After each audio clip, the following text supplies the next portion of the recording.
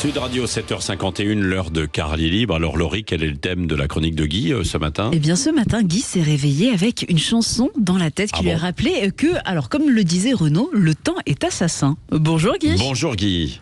Bonjour Laurie, bonjour Patrick, bonjour à tous. C'est vrai Laurie, je me suis levé avec dans la tête une de ces chansons à la con dont je vous ai déjà parlé. Et ce matin, c'était Rikita, jolie fleur de Java, immortalisée par Georgette Plana. Oh, Georgette Plana, rappelons-le, était l'icône d'une ancienne émission de télé qui s'appelait La Chance aux chansons, présentée par le regretté Pascal Sevran.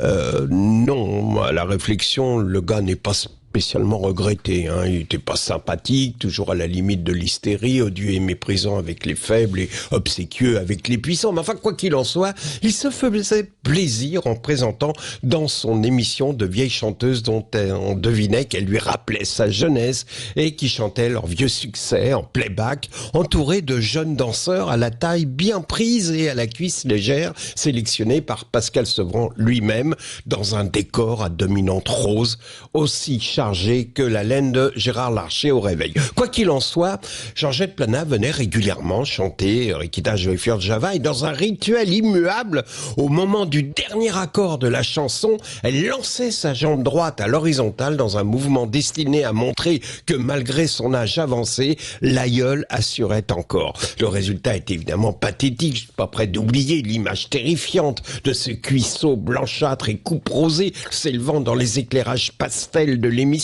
tandis que Pascal Sevran s'exclamait « Ah, ma chère Georgette, quand on pense que vous avez 80 ans, on se dit que la beauté de la femme est éternelle. » Bon, à cet instant, on comprenait que dans le domaine féminin, Pascal Sevran était sympathisant, mais surtout pas membre actif. J'en étais là de mes réflexions existentielles ce matin devant ma tasse de café lorsque j'ai entendu à Sud Radio l'annonce que Keith Richards, membre fondateur des Rolling Stones, avait 80 ans aujourd'hui.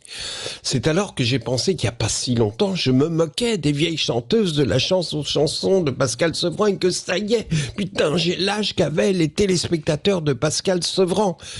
Il paraît que les Rolling Stones vont refaire une tournée, les gros par-dessus leur font croire qu'ils assurent encore sur scène. Et non, évidemment, ils ont des médecins, des infirmières dans les coulisses qui leur font respirer les selles entre chaque chanson, ils passent sous la tente oxygène. Bref, en tout cas, je n'ai pas envie de reprendre Jumping Jack Flash à côté d'une vieille dame qui, pour l'occasion, s'est fait un régé color aux cheveux bleus. Je n'ai pas envie de voir Keith Richards jouer le riff d'intro de Honky Tonk Woman en se demandant est-ce que j'ai bien pris mon oméprazole pour le reflux gastrique et l'allopurinol pour la goutte. Non, parce que c'est statistique. Les hommes à 80 ans, ils ont des problèmes de prostate, des reflux gastriques, des polypes dans le côlon, de l'hypertension, des hémorroïdes et même, mon Dieu, c'est pas possible.